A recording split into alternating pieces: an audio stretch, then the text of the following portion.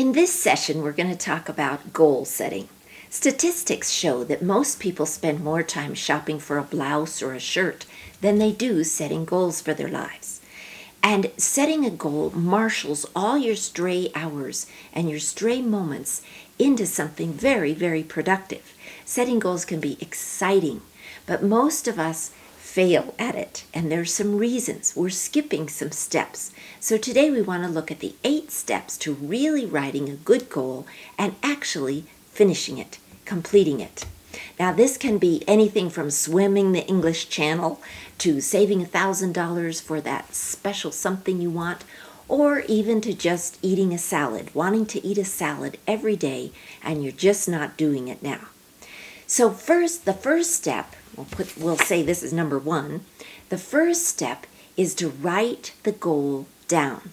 That one idea takes your whole thinking out of gray fog and confusion and mental disarray. By having to write it down on a sheet of paper, you already are on your way to your goal. It crystallizes your goal. It shapes it into something specific. You want to be a meaningful specific instead of a wandering generality.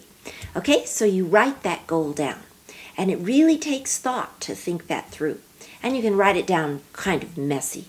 But then your second step is that you want to rewrite it short on a 3x5 card. And you're going to use this 3x5 card to remind you of this goal every day. You're going to put it somewhere where you use it. So your second step in good goal setting is to put that goal somewhere on a mirror or on your back door or your front door or your kitchen refrigerator, somewhere where you're going to see that goal every day. Now, not only do you put the goal there, but you attach a picture to it, either of a happy person that's already done it, completed it, or of the thing itself. Now, in this case, I'll use the example of wanting to eat a salad every day for health. So I would put up a picture of a salad, and I would also write that I want to eat a salad every day. Okay, so what are you going to do with this when you visualize it on your mirror or on your front door? Well, you're going to say it. You're going to verbalize it every day.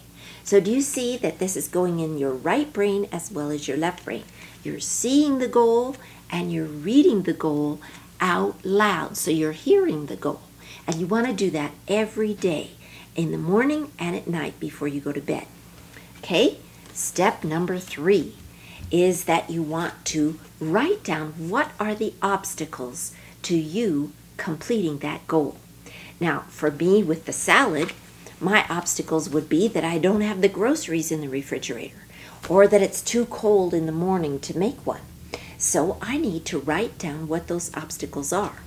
And then goal number 4 is, or step number 4 is, to figure out a way to conquer each of those obstacles. So if I don't have the groceries in my refrigerator, I need to go out and buy them. And I need to make that my first priority rather than my last priority. And if I don't want to make the salad in the morning because it's too cold when I first get up and I don't have time in the day, then I need to make it at night.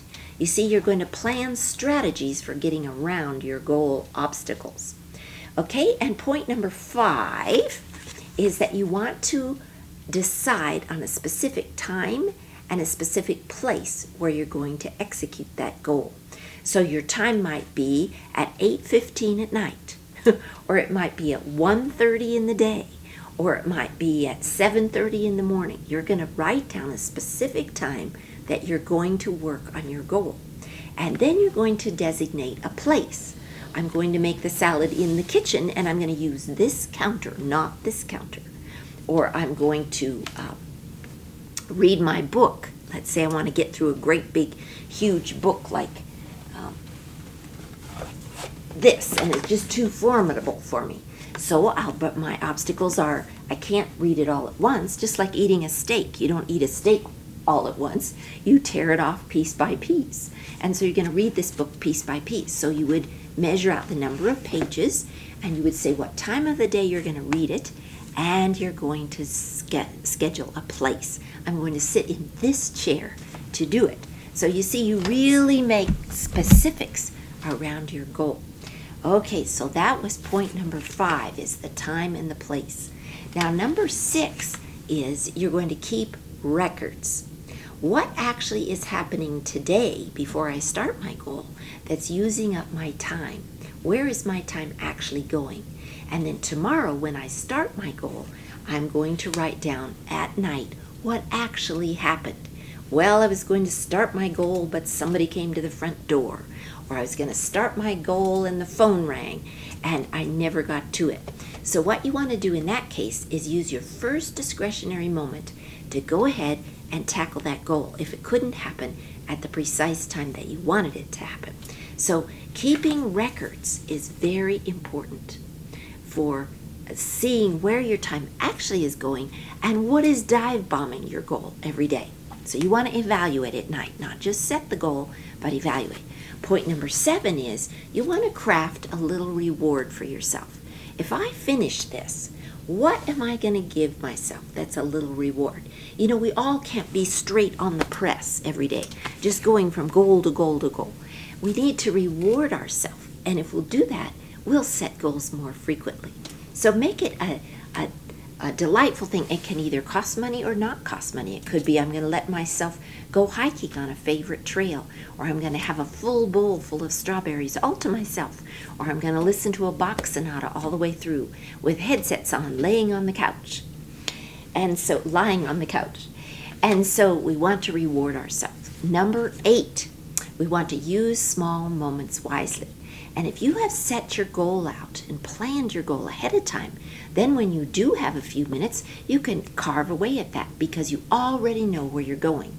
It's when you haven't done step number 1 and you do have 10 minutes that aren't occupied that you have no idea what to do with it, and you lose those small moments.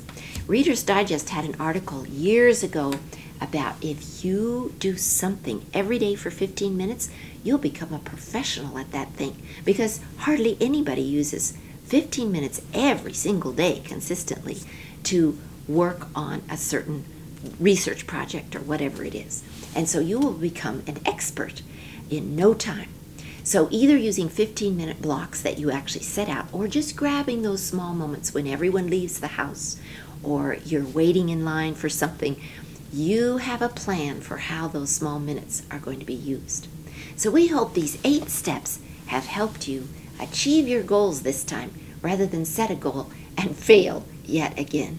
Thank you for watching.